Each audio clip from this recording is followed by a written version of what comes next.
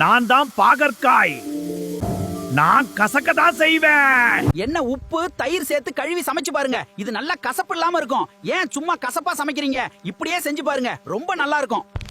நான் தான் சப்பாத்தி. என்னோட வாழைப்பழம் சேர்த்து பிசைஞ்சா அது ஒரு விசித்திரமான ஆனா சுவையான வித்தியாசமான சுவையா இருக்கும். ஆனா கண்டிப்பா ட்ரை பண்ணி பாருங்க, ஏன்னா இது நிஜமாவே நல்லா இருக்காரு. நான் தான் உருளைக்கிழங்கு. எண்ணெயில சுட்டாதான் ருசியா வருவேன்னு யார் சொன்னது? பாதி வேக வச்சு மிதமான தீயில வறுத்தெடுங்க.